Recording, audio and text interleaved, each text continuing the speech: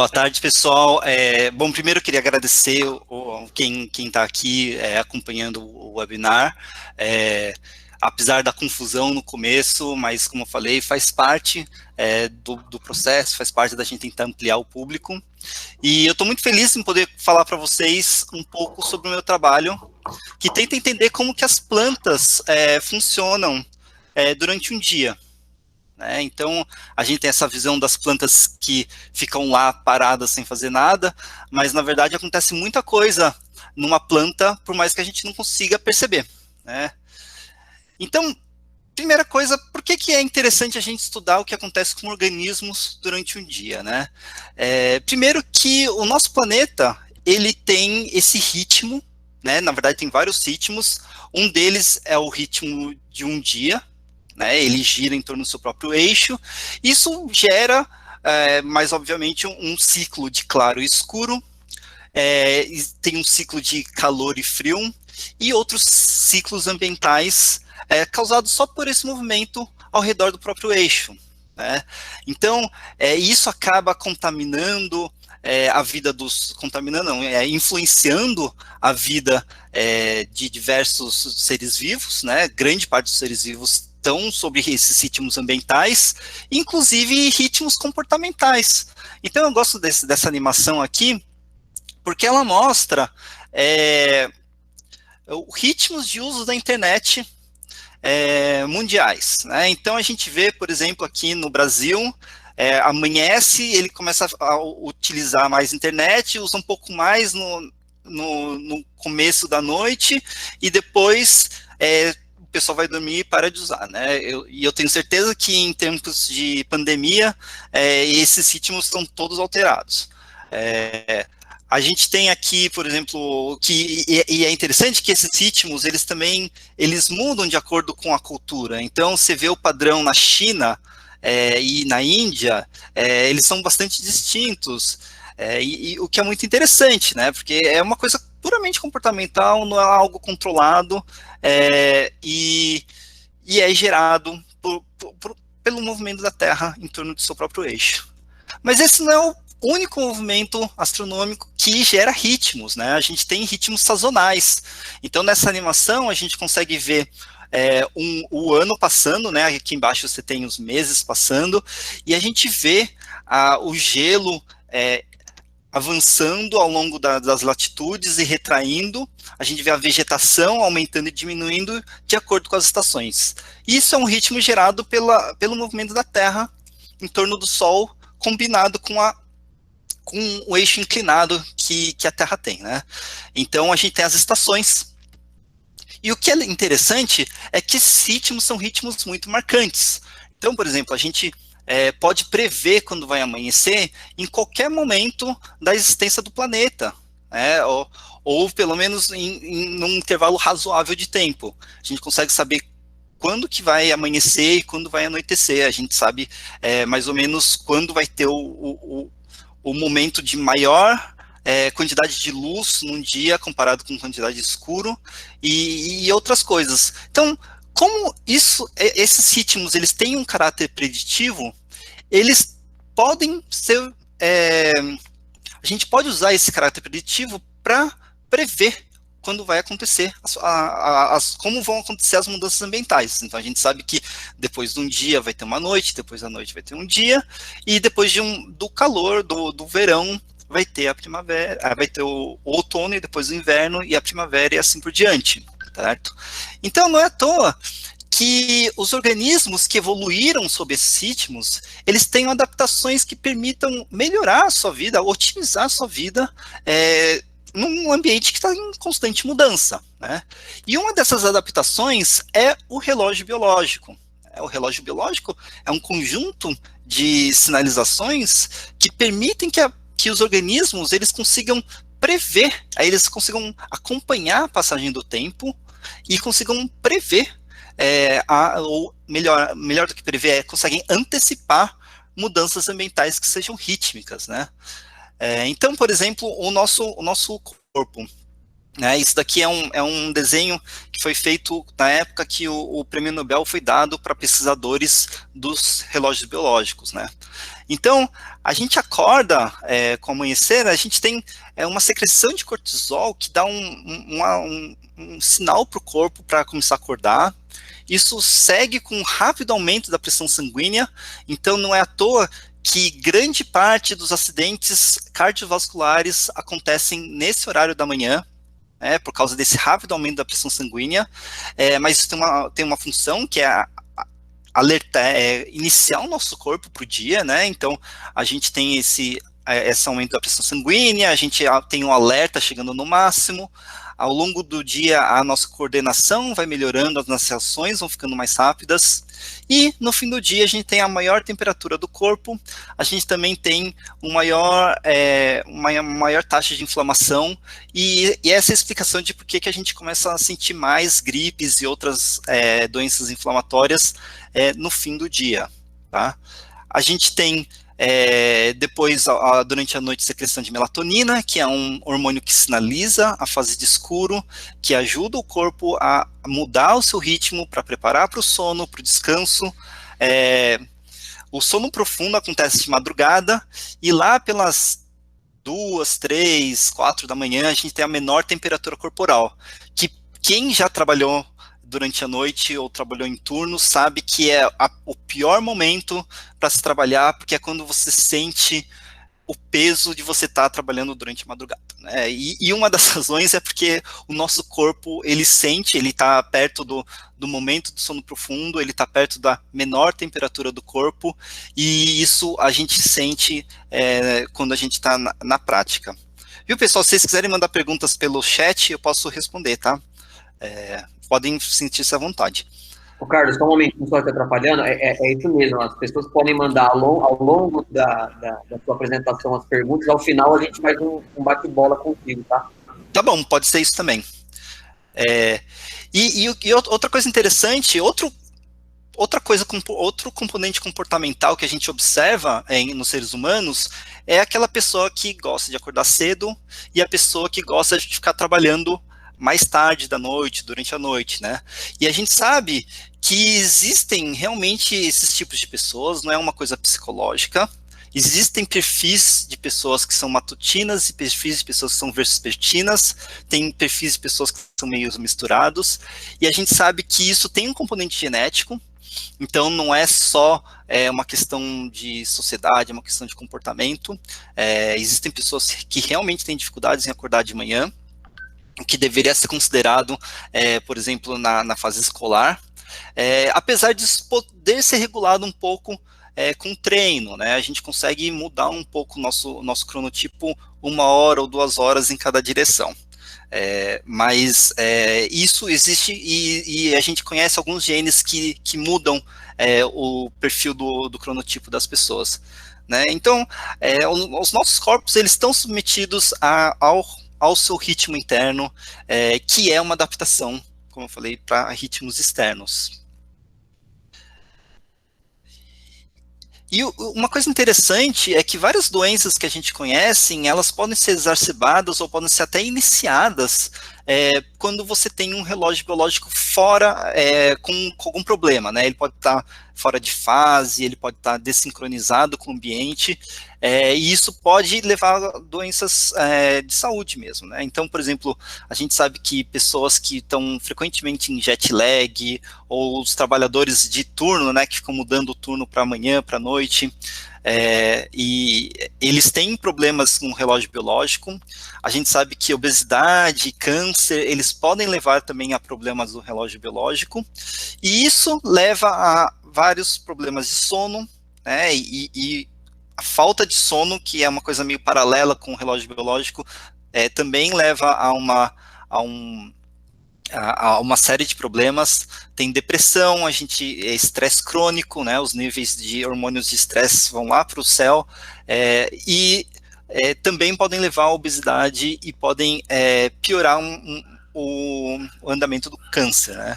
Então, a gente sabe que o relógio biológico, ele precisa ter alguma sintonia com os ritmos externos, para que esses problemas sejam evitados. E, interessantemente, a gente vê isso em plantas também, né? Porque plantas possuem ritmos circadianos, né? E faz até sentido, né? Porque plantas, dependendo da fotossíntese, elas são muito dependentes desses ritmos de luz e escuro. Eu acho que o exemplo mais famoso e o primeiro exemplo a ser descrito na literatura científica são os ritmos da Mimosa pudica, que é a planta sensitiva. Então, nessas fotos aqui que o meu colega Anthony Dodd tirou, já faz um tempo, ele tem a planta a 32 horas em luz constante. Então, isso é uma coisa interessante, é que os ritmos biológicos, eles são ritmos internos, que continuam, mesmo na ausência dos ritmos externos. Então, aqui a gente tem a Mimosa pudica 32 horas em luz constante, algumas horas depois, 6 horas depois, ela se fecha. Isso é um ritmo que a gente observa no campo, por exemplo, ou você vai no canteiro lá do Jardim da Botânica, vocês podem observar isso acontecendo, que de dia ela está aberta e de noite ela se fecha. 24 horas depois, ela está no mesmo estado que estava, em 32 horas de luz constante, e 6 horas depois ela se fecha novamente. E esse ritmo ele foi descrito por de Mairan, um astrônomo francês, muito tempo atrás, e onde ele levou um vaso dessa sensitiva para dentro de uma caverna, e ele observou que os ritmos continuavam. E num livro ele escreve que esses ritmos eles devem ter origem interna, pois as condições ambientais na caverna são constantes. A não ser que a planta pudesse detectar algum outro ritmo que ele não conseguisse, né? E na verdade ela não consegue, e realmente ele conseguiu deduzir a existência de ritmos internos com esse experimento. É um experimento muito legal e assim, é de alguns séculos atrás. Se vocês estão curiosos do porquê que isso acontece, a Mimosa pudica, no folíolo dela, na base do folíolo dela, ela tem algumas células que são chamadas células extensoras e flexoras, que elas se expandem, elas se enchem de água ou se esvaziam de água ao longo do dia, causando o movimento dos folíolos, né, que é muito bonitinho. E, obviamente, além desse movimento, desse ritmo, tem o fato de você tocar ou você aumentar a temperatura com fogo perto dessa planta e ela se fechar automaticamente, que são movimentos independentes. E aí, eu fiz esse desenho baseado no desenho do Prêmio Nobel, para mostrar, da Fundação Nobel, para mostrar que as plantas também têm o seu corpo organizado pelo relógio biológico durante o dia. Então, com o amanhecer, a gente tem o início da fotossíntese, ao longo do dia a gente tem síntese de açúcares, síntese de amido, síntese de pigmentos, no pico do sol a gente começa a ter proteção contra o calor e excesso de luz, no fim do dia a gente vê proteção contra a água, mecanismos de proteção contra a perda de água aparecendo, e com o fim do dia, as plantas começam a utilizar o amido acumulado durante o dia para sobreviver durante a noite. E a gente vê muitos eventos de manutenção celular, a gente vê crescimento acontecer durante a noite, né, com expansão, alongamento celular, no mesmo momento em que o nosso corpo tem a menor temperatura corporal, as plantas têm mecanismos de proteção contra o frio sendo ativados, e se aproximando do fim da noite, tem mecanismos de proteção contra a fome, né? Na verdade, contra a falta de energia, que é quando o amido começa a escassear e existe o perigo da planta ter um estresse energético. E tudo isso levando ao reinício da fotossíntese. Uma coisa interessante sobre antecipação de eventos é que mais ou menos 1 hora antes do amanhecer, a gente já vê a planta começando a transcrever, começando a sintetizar proteínas associadas à fotossíntese. Tá? Então, o aparato fotossintético ele está pronto para fazer fotossíntese antes do amanhecer. E, assim como acontece com a gente, as plantas que têm um relógio biológico alterado, elas têm problemas. Então, aqui a gente tem esses experimentos que foram feitos pelo laboratório do meu ex-orientador do doutorado. Aqui no painel B, a gente tem as plantas col zero, que são plantas selvagens, plantas que a gente normais, e tem essas plantas CCA1-OX, né? São plantas que elas não têm um ritmo, porque um gene que gera esses ritmos, ele está alto o tempo todo. Tá? Então, o que a gente vê é que essas plantas elas fixam menos carbono. Né? Aqui tem a quantidade de a biomassa estimada e ela acumula menos biomassa. E nesse outro experimento aqui no painel A, ele é muito interessante. A gente tem dois mutantes, tá? O mutante ZTL, que ele tem um período de 28 horas, ou seja, é um relógio devagar, e o mutante TOC1, que ele tem um ritmo rápido, né? Ele tem um ritmo de 21 horas. E se a gente cresce o ZTL1 num dia de 20 horas, né? 10 horas de luz e 10 horas de escuro, ele cresce menos do que quando ele cresce num dia de 28 horas. Os 14 horas de luz, 14 horas de escuro. Por quê? Porque o ZTL1 ele tem um ritmo de 28 horas. E o TOC1, que tem um ritmo de 21 horas, ele se comporta exatamente ao contrário. Ele fixa menos carbono num ambiente num dia de 28 horas do que num dia de 20 horas. Então isso mostra a necessidade do relógio estar sincronizado com os ritmos ambientais para que as vantagens desse relógio apareçam. Né? E que vantagens são essas, vocês me perguntam? Então, uma delas é o controle energético. Então, aqui nesse gráfico, a gente tem o conteúdo de amido numa planta ao longo de 28 horas, e a gente vê que ao longo do dia a planta vai acumulando amido quase que linearmente, e quando chega à noite, ela passa a utilizar esse amido, quebrar esse amido em sacarose, para ser usado como fonte energética e outros fins ao longo da noite. E esse uso é quase que linear, né? E isso é meio incomum, a gente vê em seres vivos e em bioquímica, né? Esses comportamentos mais lineares de uso. E nesse experimento aqui, eles fizeram uma coisa interessante, que eles anteciparam a noite nesses pontos brancos. Então, ao invés da noite chegar na hora 12, como geralmente chega, a noite aqui veio na hora 8. E o que é interessante é que a planta, ela passa a utilizar o amido mais lentamente. Então, de alguma forma, e a gente ainda não tem muita certeza de como isso acontece, a planta, ela calculou que a noite deveria ter 16 horas, porque o dia foi mais curto, e passou a ajustar a taxa de utilização do amido de acordo. E assim,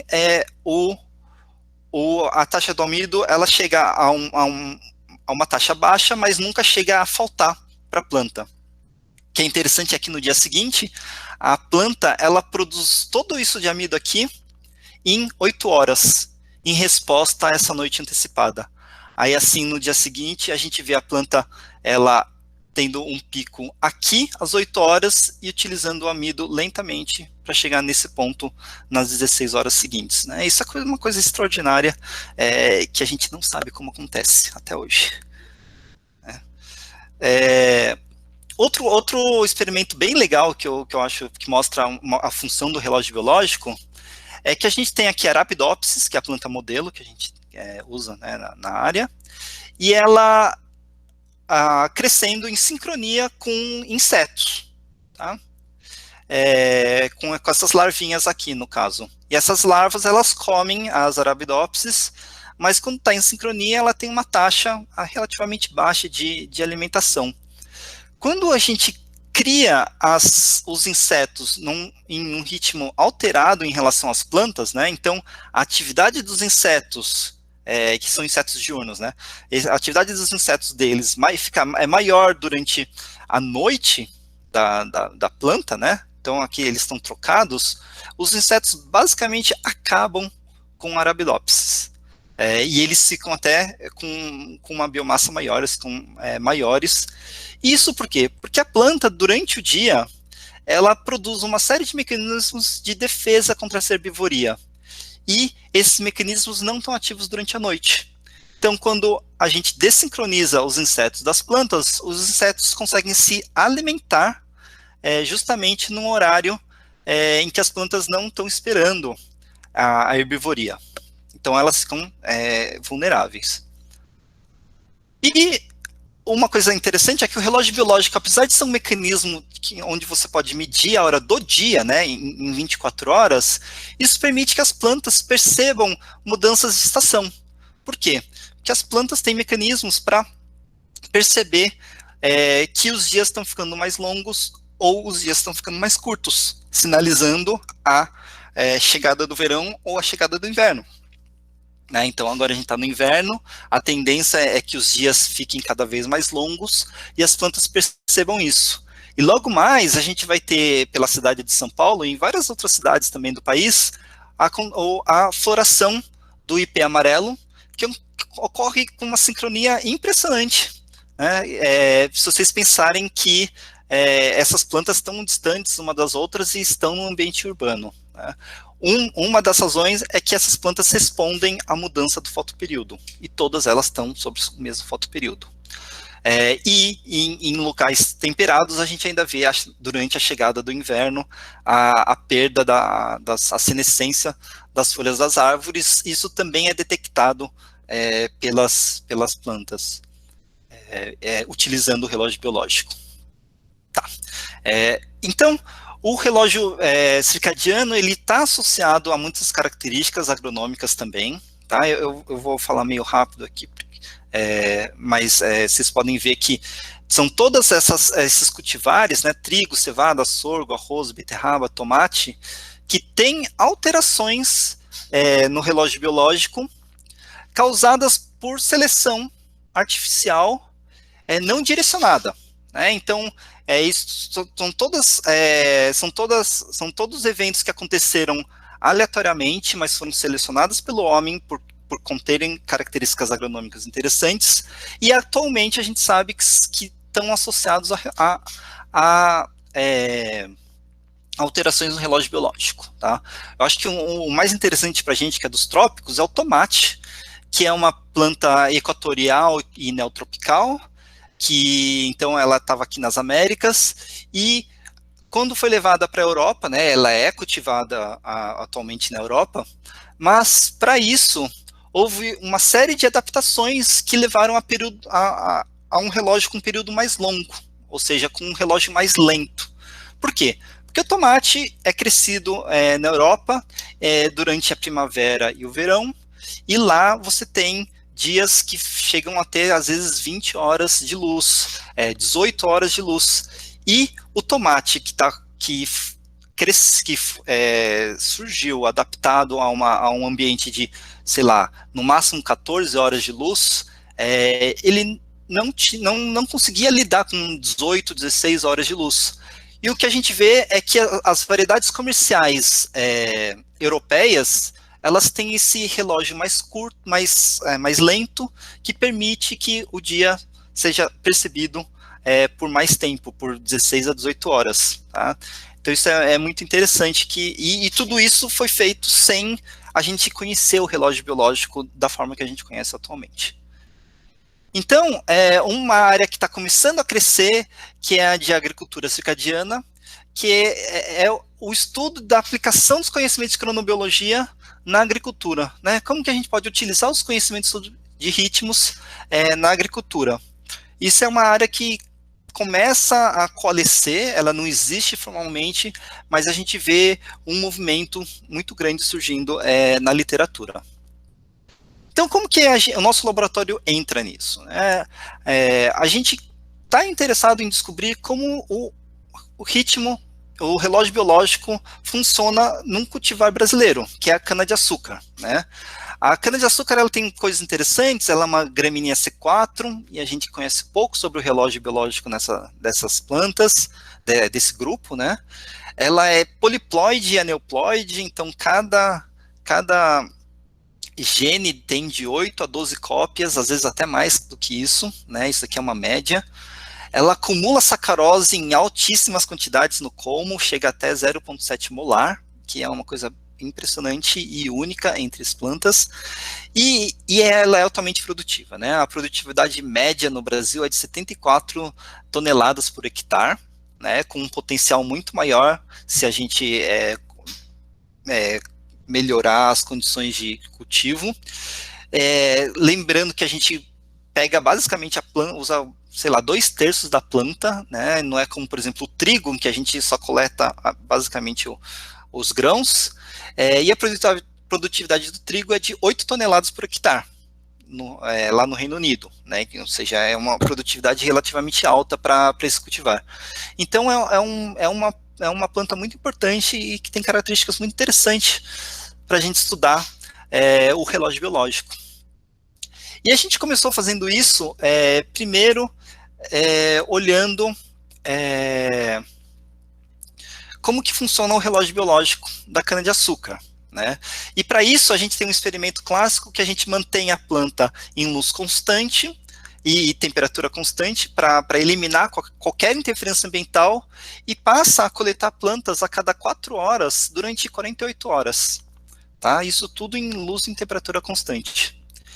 E o que a gente vê, por exemplo, é que esses genes do relógio, né, o LHY e o TOC1, que são genes que geram os ritmos das plantas, eles estão todos funcionando do jeito que a gente vê em Arabidopsis, né, o que mostra que o relógio é conservado. O LHY ele tem um pico logo no amanhecer, ele é basicamente um indicador do amanhecer, e o TOC1 ele tem um pico no anoitecer, e ele acaba sendo um indicador do anoitecer para as plantas, né. Uma coisa interessante é que a gente detectou 32% dos transcritos da cana-de-açúcar sendo controlados pelo relógio biológico, sendo que utilizando características técnicas semelhantes em Arabidopsis, a gente chega de 10 a 12%, em milho 4% e em outras gramíneas também por aí. Então, a cana-de-açúcar possui uma grande quantidade de transcritos controlados pelo relógio biológico, e atualmente a gente acha que a gente tem esse valor muito mais por causa da amplitude desses genes do que por realmente serem ou não controlados pelo relógio, né? Então, a gente pode estender esse cálculo de mais ou menos 1/3 dos genes controlados pelo relógio para quase todas as plantas, as outras plantas. Só que esses ritmos às vezes são muito pequenos para a gente detectar. O que a gente vê é que esses transcritos às vezes eles são agrupados por função, então a síntese de sacarose e síntese de amido tem picos quando a gente observa esses fenômenos, né? Então, o pico de transcritos de síntese de sacarose acontece de dia, e o de degradação de amido acontece de noite, né? O síntese de amido também acontece de dia. E isso leva a gente concluir que a cana-de-açúcar possui um relógio circadiano que funciona, né? Na época era uma dúvida, porque era uma planta poliploide, né? Como que o relógio funciona com um monte de genes? E que regula uma grande quantidade de transcritos. O próximo passo, né, então isso são experimentos feitos em uma sala de vegetação, luz constante, luz constante, temperatura constante, é uma condição extremamente artificial. Então o próximo passo do laboratório foi ver o que acontece com a cana-de-açúcar durante durante o campo, né, no campo, quando ela está no campo. Então a gente desenhou esse experimento onde a gente coletava amostras a cada 2 horas por 26 horas. Então a gente tinha amostras da planta ao amanhecer, antes do amanhecer, e isso ia até depois do amanhecer do dia seguinte. A gente coletou 3 tecidos, o experimento anterior era só com folha, né? Então a gente coletava 3 órgãos, na verdade, né? A folha mais que é um órgão que faz fotossíntese e gera açúcares. A gente tem entrenós, né? Que é o caule da planta, e é onde fica a sacarose acumulada. Então a gente tem um entrenó 5, que é quando a sacarose começa a ser acumulada, e a gente tem um entrenó 1, 2, que é quando as células estão sendo expandidas e estão se dividindo, né? Então são dois órgãos de dreno, são dois órgãos que recebem açúcar, mas para funções diferentes. E a gente queria ver como é que funcionava o relógio em cada um desses órgãos. O que a gente viu é que a quantidade de genes expressos é muito parecida, né, nos dois experimentos, só que a proporção de genes rítmicos é bem maior. 68%, 2/3 dos transcritos são rítmicos em folhas no campo. Isso porque o ambiente ele aumenta a amplitude de vários ritmos, ele gera ritmos também, independentemente do relógio biológico. E os entrenós, apesar do entrenó 1, por exemplo, expressar um número maior de genes, ele tem uma porcentagem menor de genes rítmicos, tanto o entrenó 1 e o entrenó 5. O que é interessante na cana-de-açúcar, né, então o entrenó 1, 2 e o entrenó 5, é que esses entrenós, eles são, deixa eu mostrar aqui cana-de-açúcar, eles ficam escondidos, né, então a gente vê aqui a cana-de-açúcar, o entrenó 1, o entrenó 5, eles estão escondidos pelas folhas. Então, eles provavelmente têm uma ação do ambiente muito menor do que a folha, o que explica essas diferenças que a gente vê, né? O ambiente, ele está auxiliando a geração de ritmos na folha muito mais do que nos entrenós.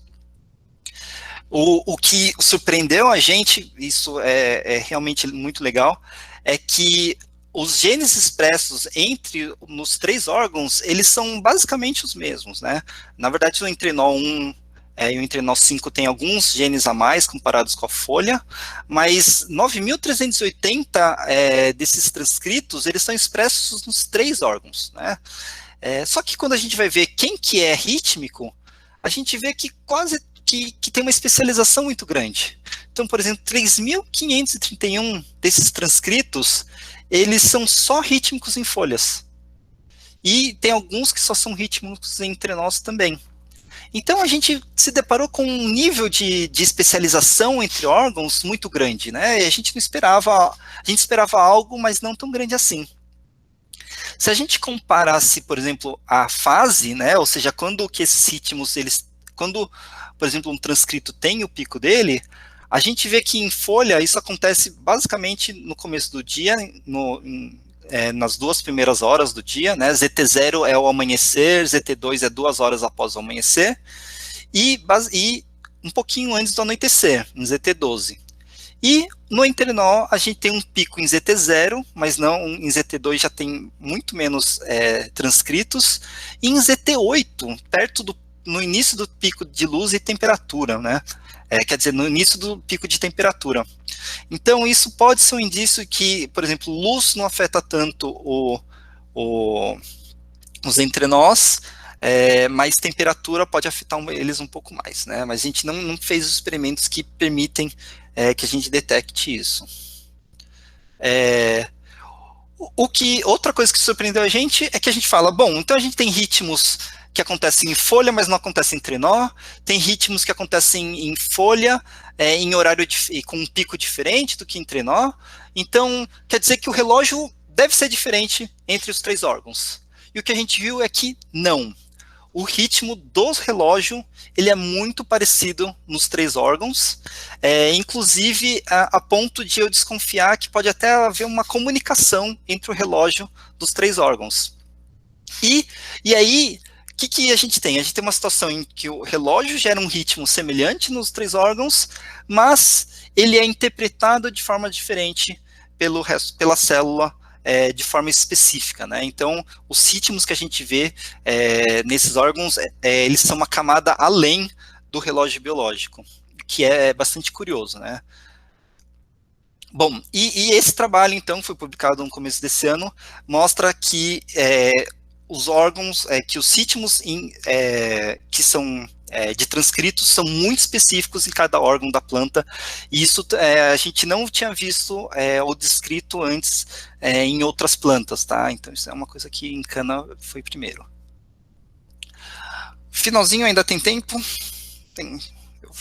Tem tem mais um tempinho.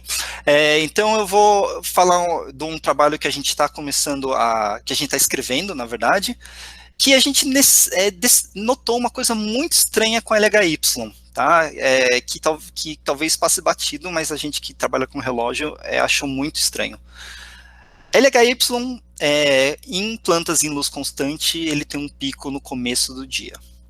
E esse pico no começo do dia é explicado por duas coisas. Uma é porque a planta é mais sensível à luz no começo do dia, e LHY é bastante sensível à luz, ele é bastante responsivo à luz, e outro porque esse é o horário que o LHY tem um pico natural, né?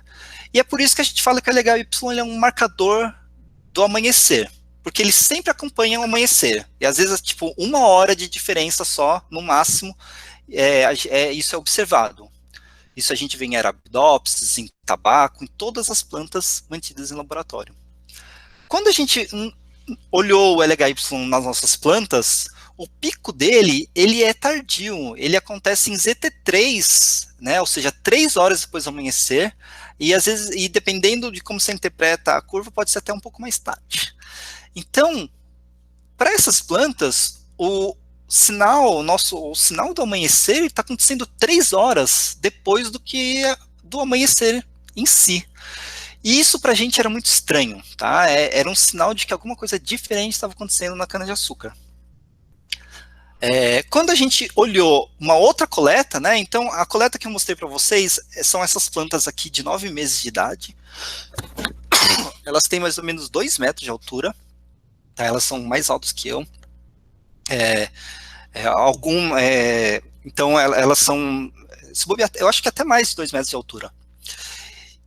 E a gente tinha uma coleta com as plantas de 4 meses. Essas plantas aqui são na altura do meu joelho, mais ou menos. Elas têm uns 40 centímetros, um pouco mais, 40, 60 centímetros.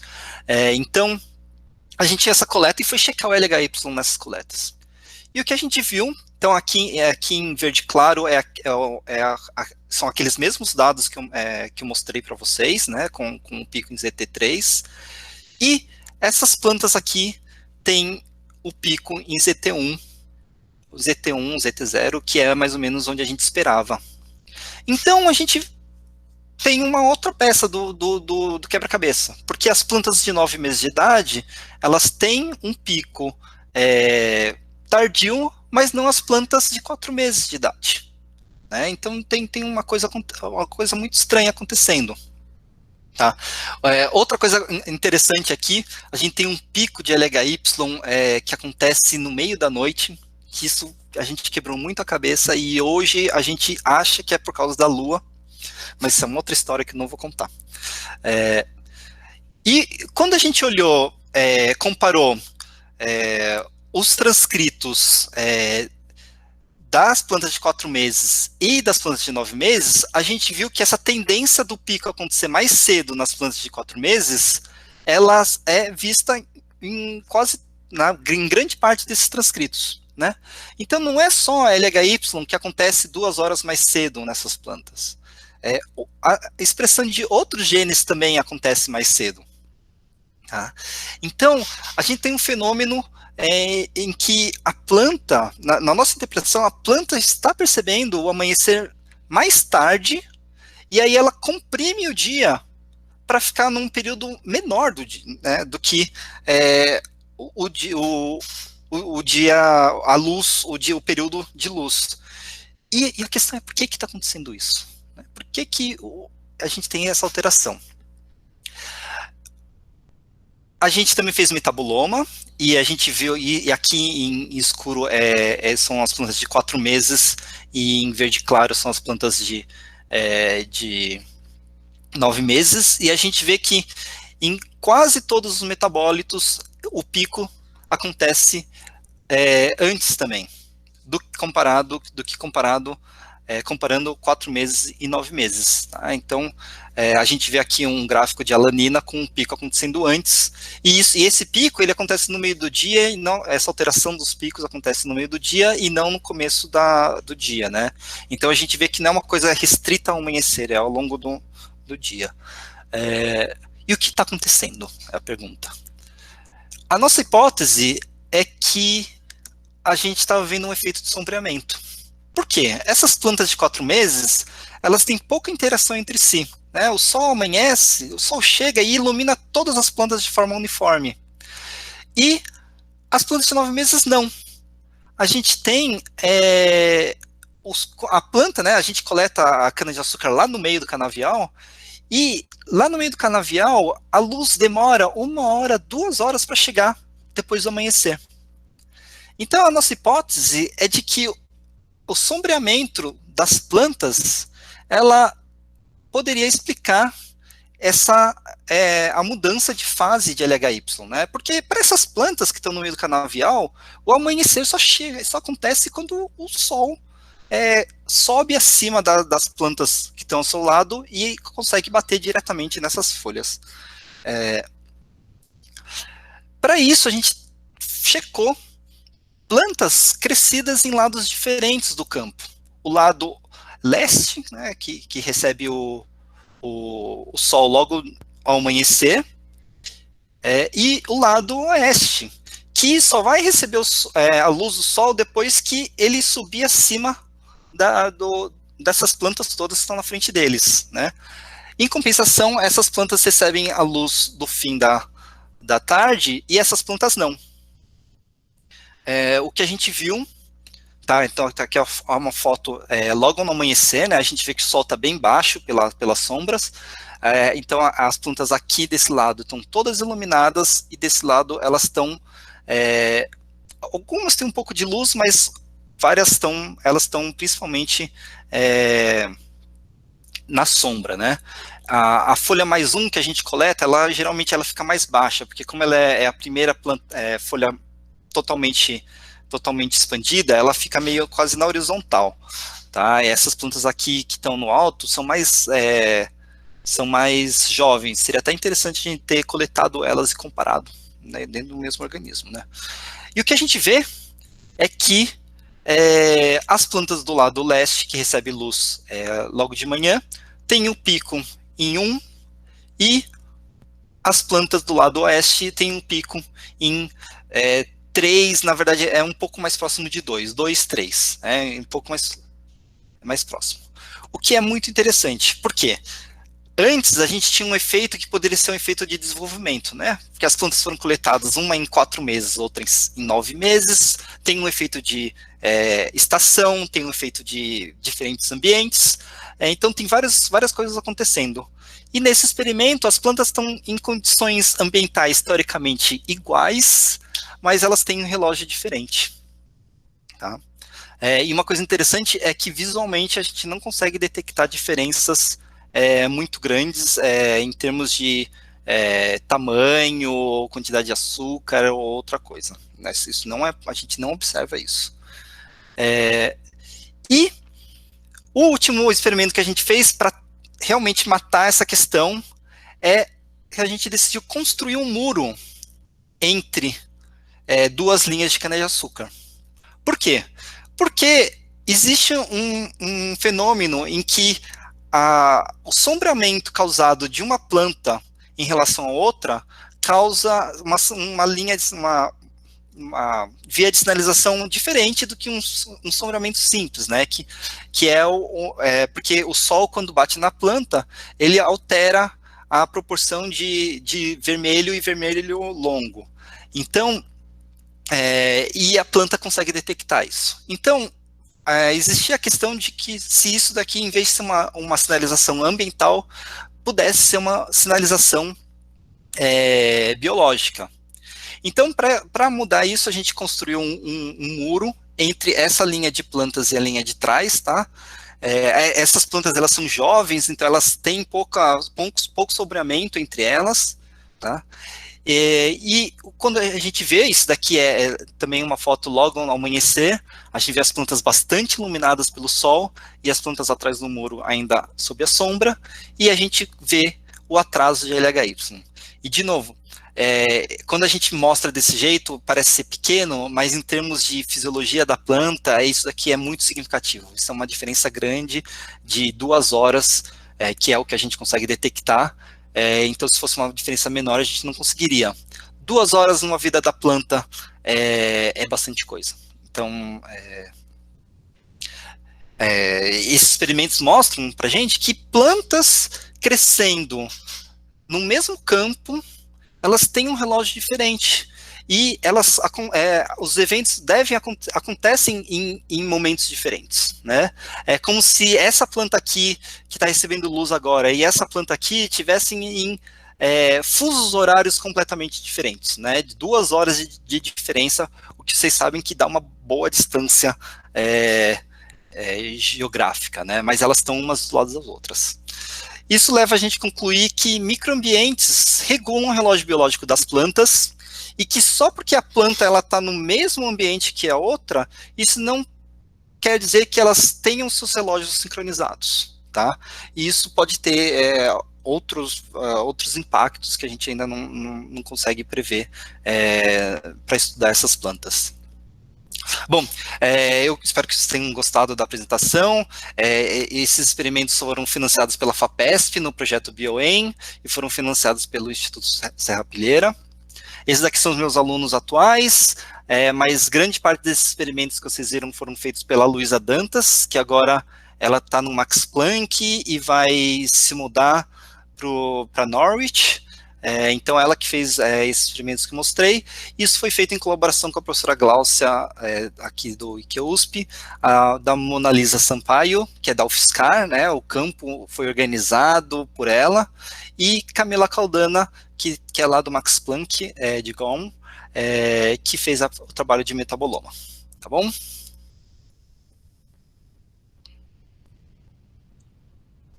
Obrigado, Carlos, pela sua excelente apresentação. Acho que no final das contas tem que pedir desculpa. Eu nem sei se a gente acabou apresentando o Carlos, né, Leandro? Teve essa bagunça que aconteceu.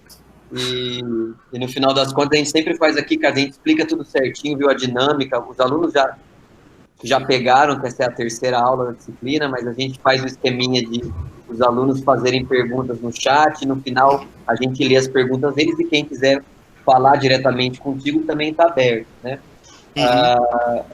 Eu acho que não deu tempo, né, Leandro, de você apresentar o Carlos? Não, infelizmente não, porque... Eu acho que é bacana agora, de qualquer forma, a gente apresentar o histórico do Carlos, pelo menos para o pessoal, né, os alunos, que tal conhecer melhor, e depois a gente começa as perguntas, viu, Carlos? Desculpa aí Imagina! Não, foi tudo tão atrapalhado que não... Eu me toquei agora, no final, na hora que você mostrou os colaboradores e tal, eu falei, nossa, a gente nem apresentou o Carlos. Mas enfim, Leandro, por favor, apresenta o Carlos, depois a gente começa a sessão de perguntas. Sim, hoje de maneira um pouco diferente, a gente apresenta no final. Então, o professor Dr. Carlos Rota, é essa a pronúncia, né? Isso, tá certo. É professor associado do Departamento de Bioquímica, ali no Instituto de Química, aqui da USP. O Instituto de Química é bem parceiro nosso aqui do ID também, vários grupos de pesquisa. E é professor desde 2011. Possui graduação em Ciências Biológicas pela USP, licenciatura também, mestrado em Fisiologia Geral pela USP também, em 2002, e doutorado em Ciências das Plantas pela University of Cambridge, em 2007.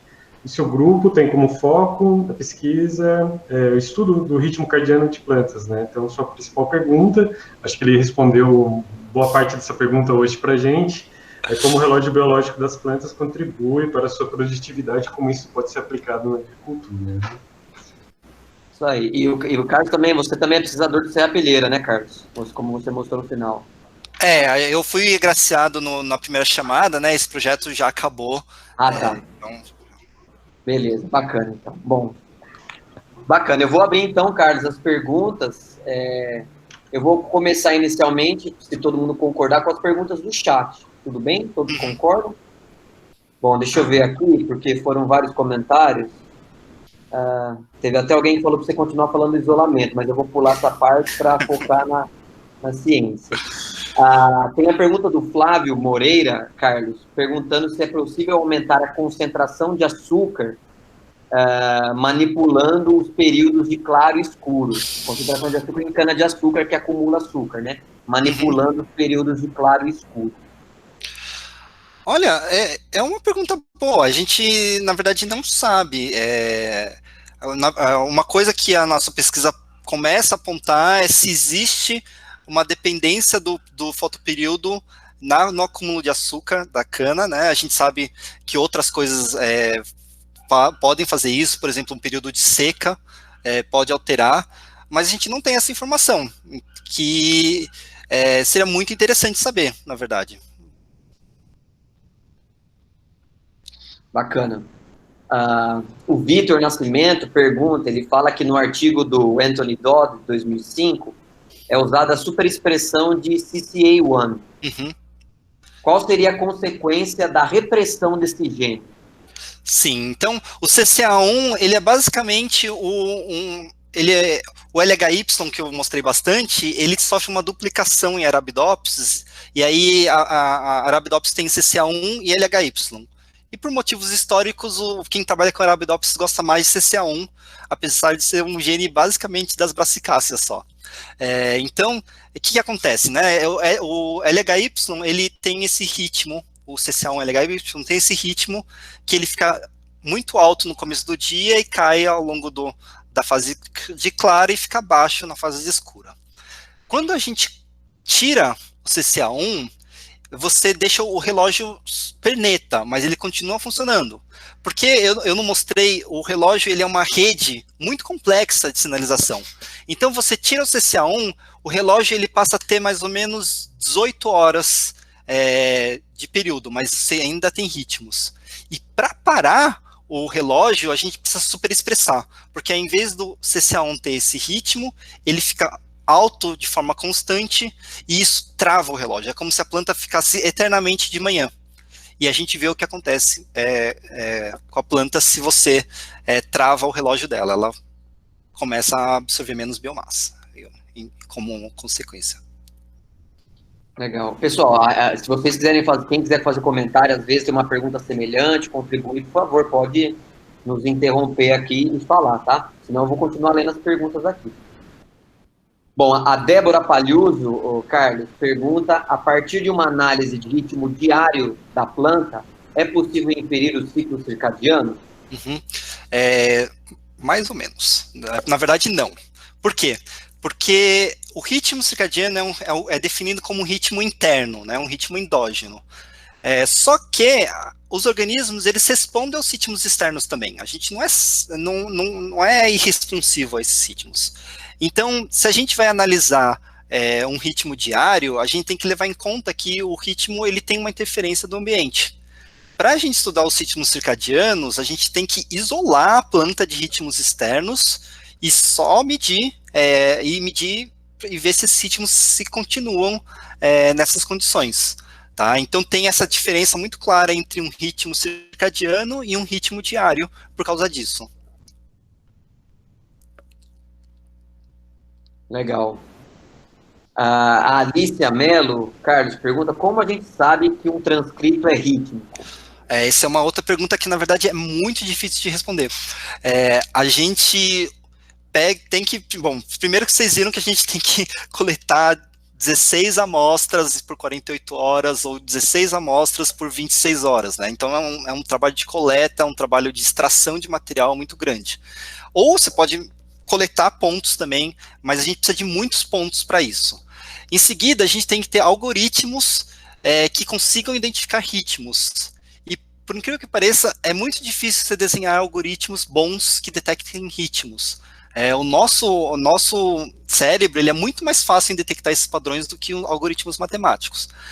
Alguns exigem muitos pontos, né? Então o matemático vai falar, imagina, você vai detectar um ritmo com 12 pontos, eu preciso de algumas centenas de pontos.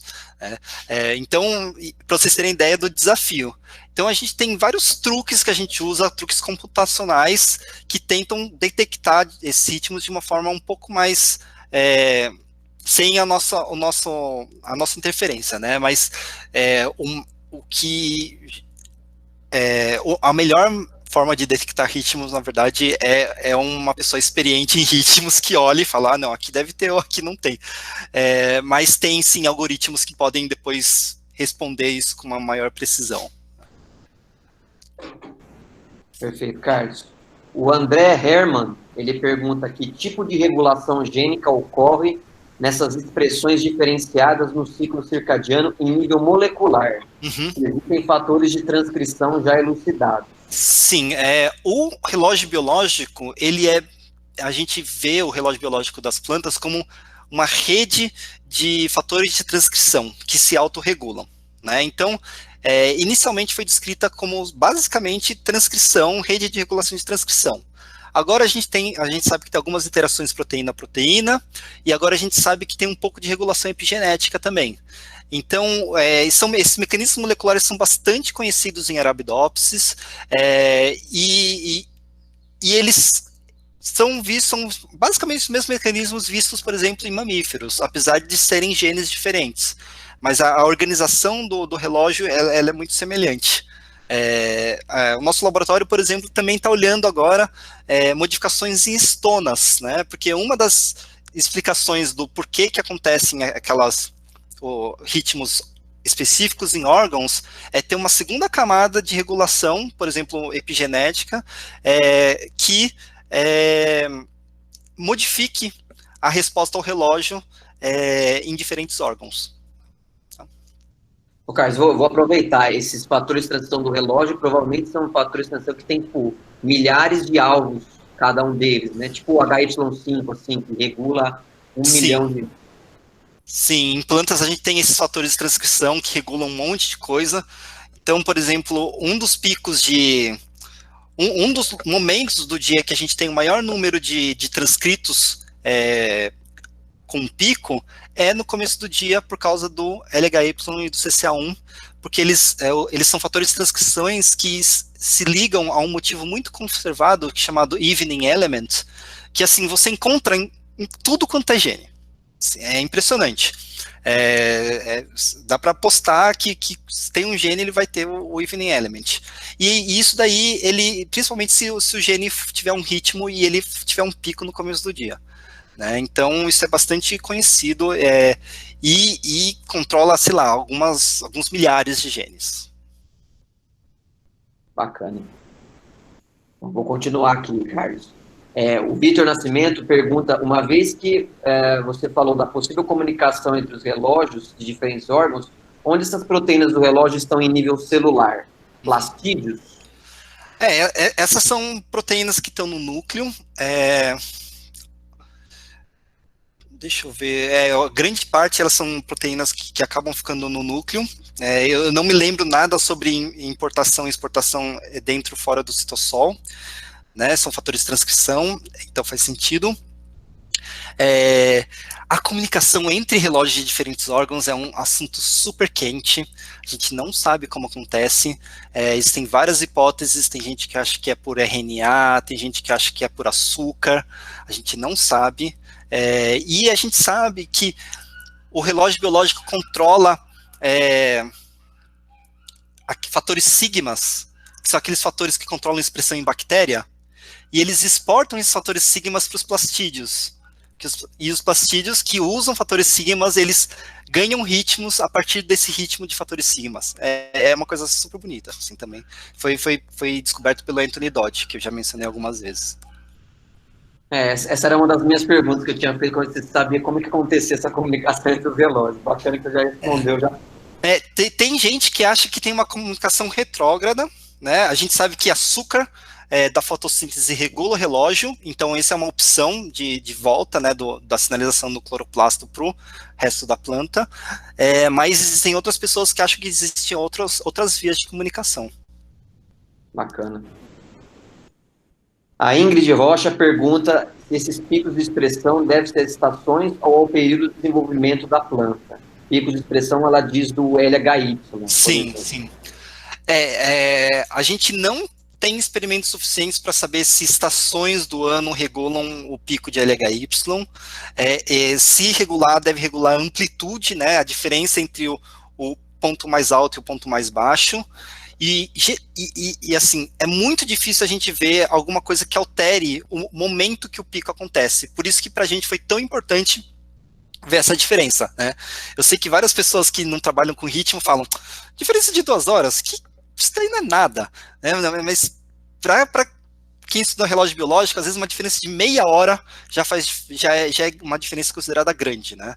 Não é uma diferença gigante. Você pode dormir 2 horas a mais, todo mundo gosta, não gosta? Gostei dessa resposta, eu vou usar isso. Eu vou usar isso, não me perguntarem. Desculpa, eu te cortei, Carlos, para fazer a piada, desculpa.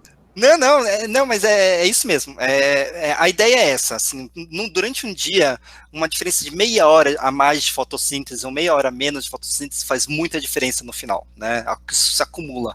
Então imagina por que a planta estaria atrasando a detecção do amanhecer dela em 2 horas, né? Essa que era a nossa questão. Perfeito. Tem mais 2 perguntas aqui no chat. O Alan Almeida pergunta se esses genes regulados pelo fotoperíodo estão presentes em cloroplastos. Se sim, qual o impacto deles? E se estão relacionados apenas à fotossíntese ou a outros processos? Uhum. Então, como eu falei, são os fatores sigmas que são controlados pelo relógio do núcleo, né? Que controlam o ritmo dos cloroplastos. Que é um processo muito bonito.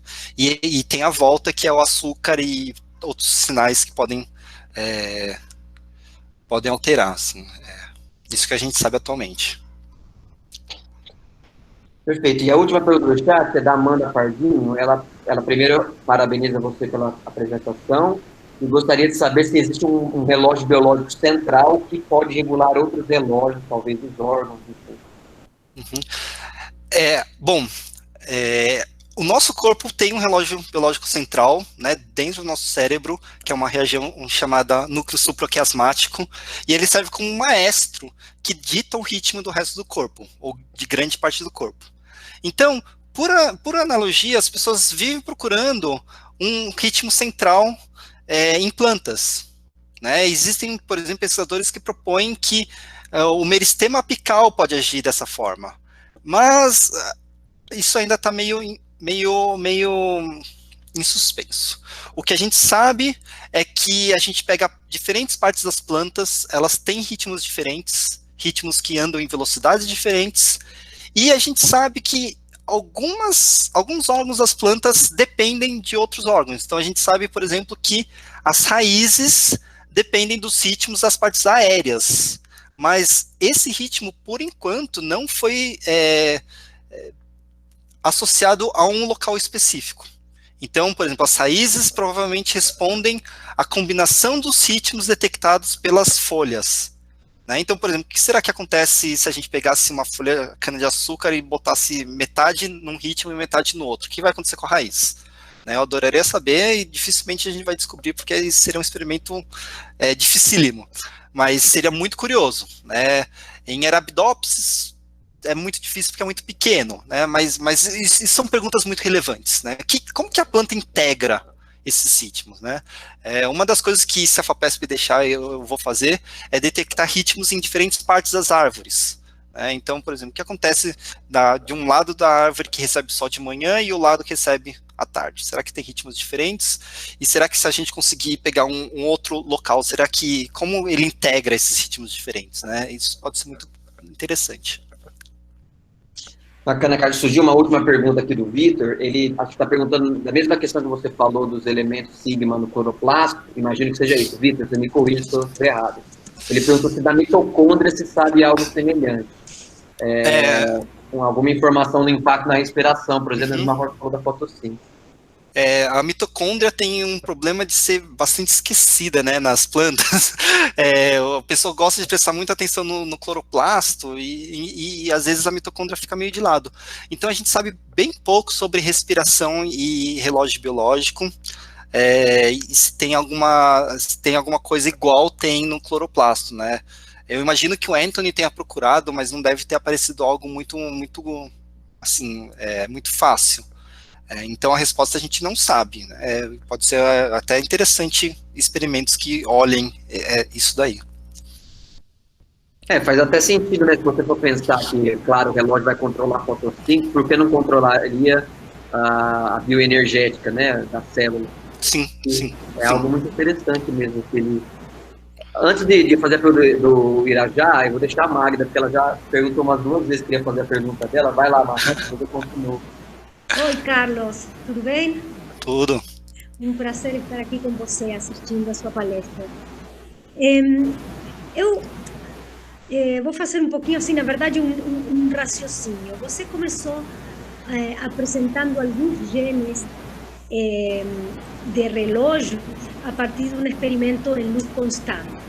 Sim. E a gente aprende desde pequenininho que esse experimento da caverna que você falou, que os genes do relógio são independentes dos estímulos. Porém, no final da sua conversa, a história mudou, né? Então, eu queria entender um pouco, claramente, assim, também pelo meu background de pesquisa, que eu trabalho muito com luz, como eliminar o fato de que esse shift no pico de LHY não seja resposta regulada pelo fitocromo, que você inclusive mencionou a taxa red-to-red. Sim, né? sim. E nesse sentido também o grande efetor da downstream ativação dos fitocromos é a proteína H5, e inclusive a proteína H5, que foi um trabalho maravilhoso demonstrado, que vai das folhas até a raiz, a falar da raiz, que tem fibra em si. Então, até que ponto esse relógio, e sabemos também que a longo prazo no futuro se distribui e vai achatando, como discriminar isso? Há experimentos, por exemplo, com mutantes de fitocromo para ver se isso que você viu acontece ainda? Sim. O que a gente sabe, né? Bom, primeiro que um dos problemas do relógio é que são todas regulações circulares, né? Um regula o outro que regula um. Então, muitas vezes é muito difícil saber onde começa e onde terminam as coisas. Então, por exemplo, no caso do fitocromo. O fitocromo, ele regula o relógio, né? Isso bastante, isso bem forte, inclusive o LHY. Só que o LHY regula a expressão dos fitocromos. Então, você tem um feedback, um loop. Como que a gente faz para falar que o fitocromo faz parte da geração de ritmo ou não? Exatamente quando a gente tira todos os fitocromos da planta e vê se ela mantém um relógio, ela mantém uma oscilação, e ela mantém. Então, mas se a gente tirar alguns elementos que a gente sabe que é do oscilador, a gente elimina as oscilações. Se a gente superexpressa o fitocromo, ele não para o relógio. Então, a gente vê que o fitocromo, ele é muito importante para o relógio, extremamente importante para o relógio, só que ele não faz parte da geração de ritmo. Então, se me perguntar, o fitocromo faz parte do relógio? Faz parte das vias de entrada que regulam esse relógio. Aí, a questão, né, como que a gente isola? Para isolar, a gente tem que parar com todos os ritmos. Por exemplo, a gente tem que manter a planta em claro constante, em temperatura constante, para eliminar essa oscilação e só olhar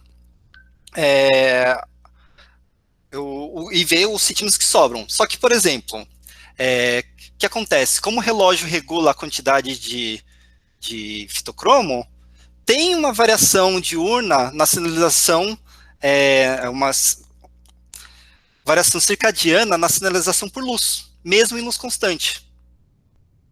Sabe? Mas aí, como a gente eliminou as oscilações externas, a gente pode falar, isso aqui já é algo intrínseco da planta. Né? E se a gente manter a planta em escuro constante, a fisiologia da planta fica toda maluca. A gente não consegue. A gente sabe que vários ritmos se preservam. Então, por exemplo, o Demayran viu os ritmos, esses são ritmos que se preservam, mas ocorre uma desincronização grande, o estresse energético na planta é muito grande e ele sobrepõe aos ritmos em vários lugares. Então, não dá para fazer esse experimento de tirar a luz, né? Várias pessoas que estudam ritmos em animais falam, mas vocês estão fazendo em luz constante, não pode, tem que fazer em escuro constante. Só que não dá, as plantas elas não gostam. E como o experimento ou a observação que vocês fizeram desse shift do pico de LHY, você acha que es dependiente de fitocromo. Porque usted, digamos, com aparelho, sem aparelho, o fitocromo explicaria isso perfeitamente. Então, e isso é uma das coisas que a gente não entende. Porque, a princípio, quando a gente faz experimentos de Arabidopsis com fluência de luz, a gente vê que o LHY é sensível a quantidades muito pequenas de luz. Então, a princípio, a quantidade de luz que chega na planta, na sombra, já deveria fazer com que o LHY fosse ativado. Então, é possível que tenha outro mecanismo que talvez bloqueie, é possível que o LHY responde, mas é que o nível de resposta assim, é muito alto. O pico de expressão que tem entre, por exemplo, o pico de LHY e o ponto mais baixo é alguns milhares de vezes de diferença. Então é possível que você tenha um estímulo, só que não seja um estímulo tão grande. Mas é uma coisa um ponto muito importante dessa nossa proposta. Por que o LHY não está respondendo àquele pouco de luz que vem do sombreamento?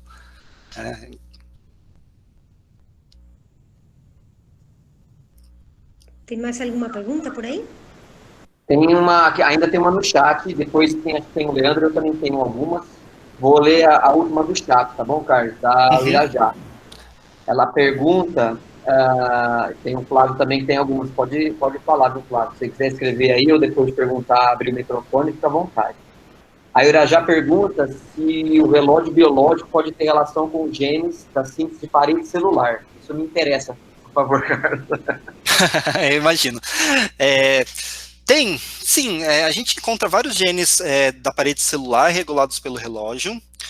A gente vê em Arabidopsis, por exemplo, que o alongamento celular acontece de noite, principalmente de noite, e em outras plantas também tem essa tendência. Agora eu não me lembro se sincroniza ou não com a síntese de parede, imagino que possível que sim, mas eu teria que checar. Mas sim, deve...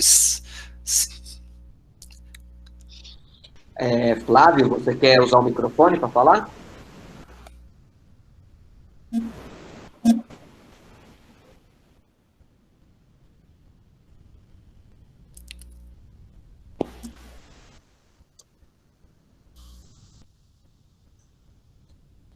Flávio? O Flávio sumiu. Ainda está conectado? O Flávio está, mas acho que o microfone dele deve estar com algum problema. Tá. Flávio, se você tiver com problema, você pode fazer... Eu moro com o Davi, ele também estava assistindo a palestra, eu peguei o celular dele prestado para fazer a pergunta. Eu queria agradecer novamente, né, foi muito interessante. Professor, eu tenho algumas perguntas, eu vou fazer juntas, e aí o senhor responde como o senhor achar melhor. Essa regulação, o senhor acha que é mais provável que seja por conta de uma produção, por exemplo, algum citocromo que está produzindo alguma enzima, ou está ativando alguma coisa, ou mudando uma outra molécula, ou pode ser então que seja o esgotamento de uma proteína no interior da célula que faz com que ative outras coisas? A outra pergunta que eu estava era se... eu posso estar errado, professor, são só coisas que eu li, então se eu estiver equivocado, por favor, o senhor me corrija. É que a gente tem várias luzes na luz do sol, mas que em geral é luz amarela. Eu queria saber se a cor da luz, o comprimento de onda, altera o ritmo. Porque, por exemplo, se eu não me engano, na fotossíntese a luz que tem o principal impacto é a luz azul. Então eu fico me perguntando se deixar uma planta num comprimento de onda só, se altera o ritmo dela ou não. Se deixar só na luz azul vai quebrar a fotossíntese, sei lá, vai travar ela. Obrigado. Sim, é muito interessante, e na verdade eu acho que até pode responder, a sua pergunta pode responder um pouco que a Magda levantou. O LHY, ele responde a luz, mas a gente tem um fenômeno descrito que chama amanhecer metabólico, que o relógio também responde ao açúcar. produzido pela fotossíntese. Então, é possível que o que a gente veja no LHY é que a sinalização por luz ela vai até um certo ponto e o resto é feito pelo amanhecer metabólico. Então, só quando a planta recebe uma luz suficiente para fazer uma fotossíntese numa quantidade relevante, que esse açúcar vai sinalizar o relógio e ter o pico. Mas eu acho que o timing talvez não bata muito. Tá? Então, o LHY ele é regulado pelo próprio relógio, por açúcar e por luz. Né?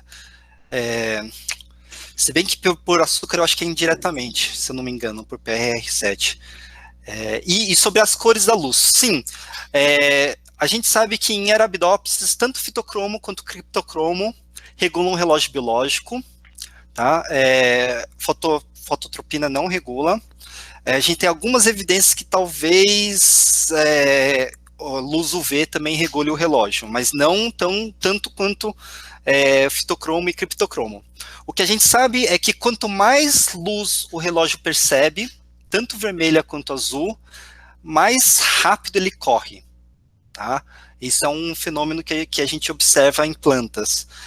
Então, se você só der luz azul, você vai ter um período, o relógio correndo numa certa velocidade. Se você der luz azul e vermelha, ele vai correr mais rápido, né? Isso, claro, dependendo das fluências, das quantidades de luz. E, como eu falei, a fotossíntese também influenciou o relógio. Então,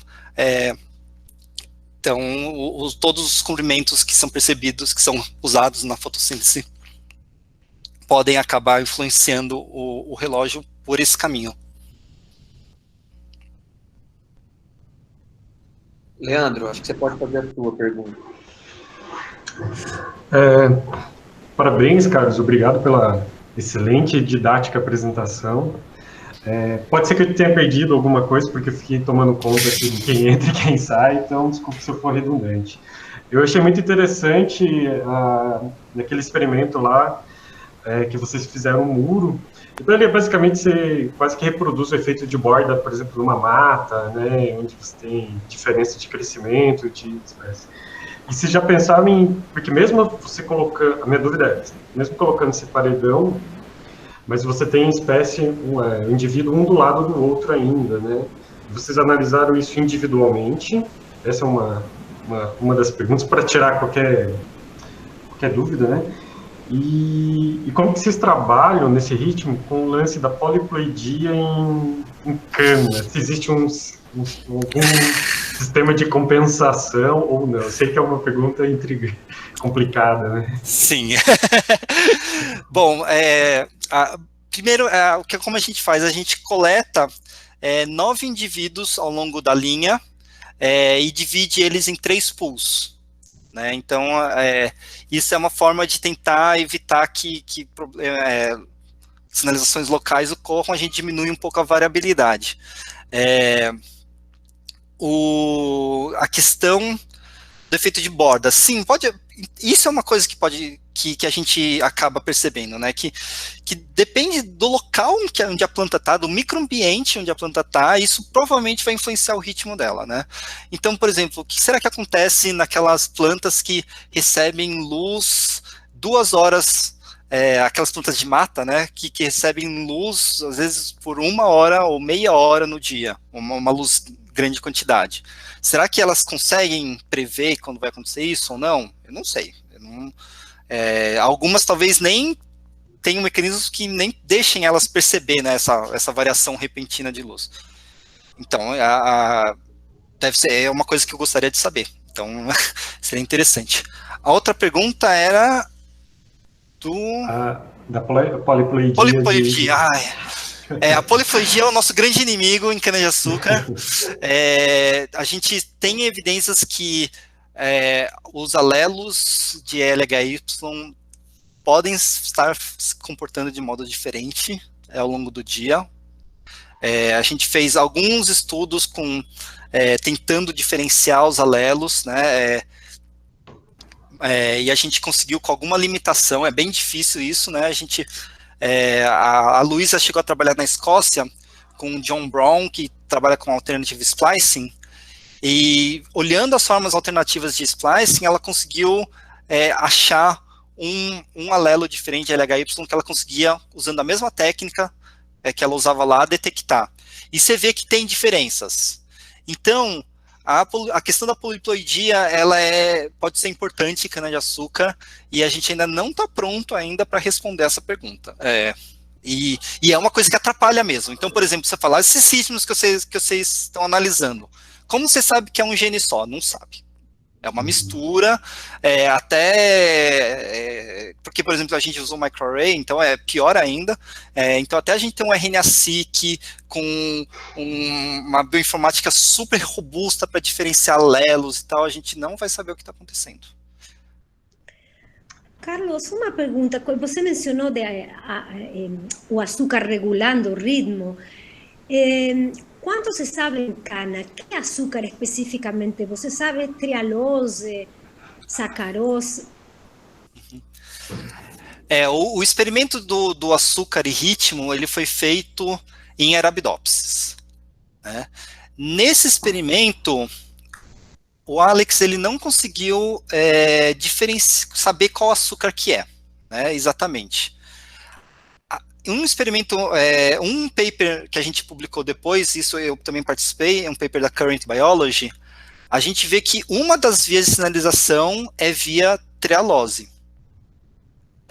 Né, que a via da trialose, ela ativa um BZIP63, que é o BZIP que o Michel Vincent estuda, e isso regula o relógio. Isso é uma das vias, a gente não sabe se é a única, né? Então, e em cana-de-açúcar a gente não sabe nada, a gente está até tentando, mas é meio complicado. Então a gente sabe que uma das vias é essa. A gente tem algumas evidências que a via do TOR pode estar envolvida também, e até onde eu sei, a gente meio que excluiu a exoquinase, mas atualmente, se bobear, então pode ser que tenham várias, na verdade. Carlos, eu tenho uma pergunta, que também depois da minha, talvez a gente possa encerrar, que já batemos 2 horas. Uhum. Você mostrou em um certo momento qual é a porcentagem de genes e transcritos que você detectou de cana-de-açúcar que são ricos. Uhum. E comparou com outras plantas, com Arabidopsis, com Brachypodium, milho. Sim, você tem alguma ideia de qual é a explicação para essa diferença? Por que cana tem tanto? E, na verdade, nem cana tem tanto. Você comparar Arabidopsis, que é 12, com, acho que Brachypodium, o arroz tinha 1 ou 2%, a diferença é bastante grande. Então, a primeira pergunta é, o que explica essa diferença? E a segunda pergunta, qual seria a consequência de ter mais ou menos transcritos rítmicos? Tá.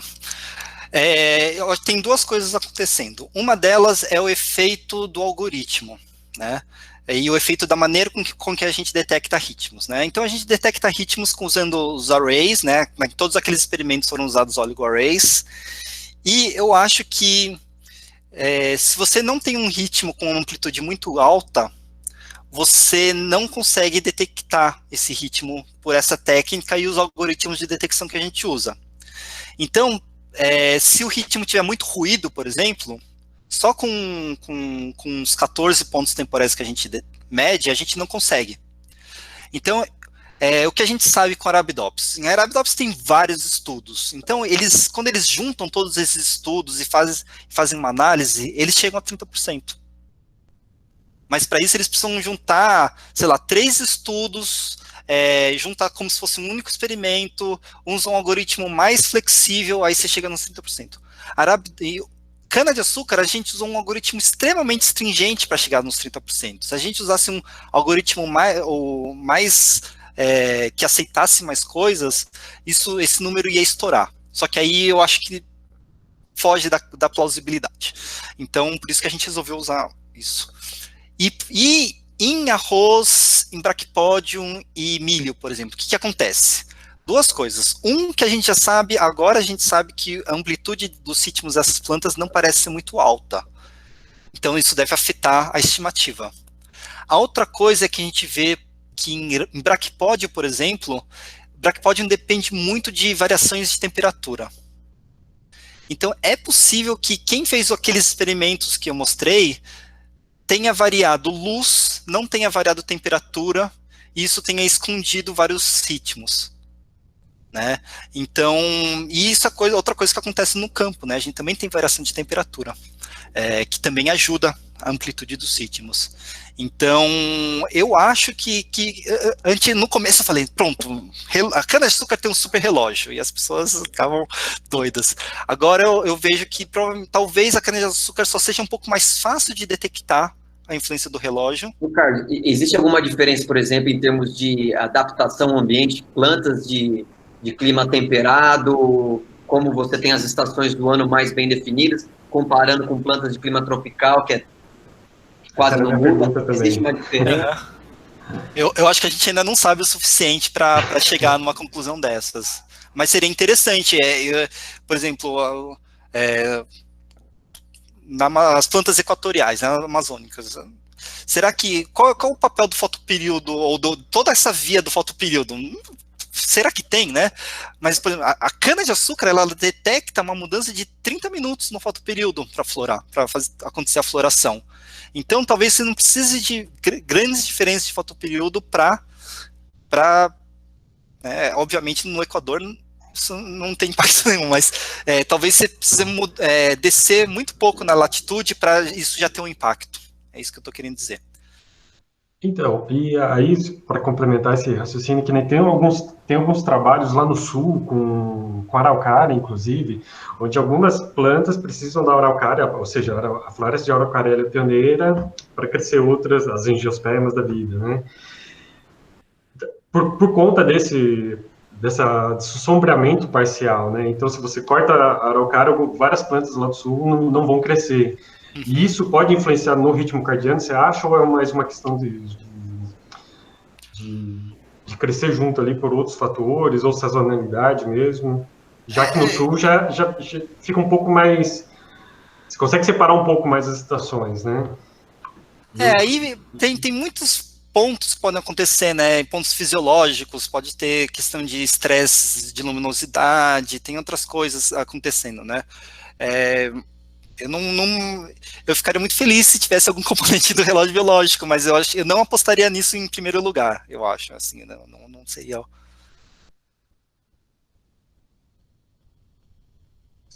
Eu acho que a gente pode encerrar, a gente já está chegando a 2h10. Carlos, eu agradeço muito, foi muito bacana, teve muita pergunta, foi super legal a sua participação. Peço desculpas novamente, embora não seja nossa culpa, mas pelo transtorno, né,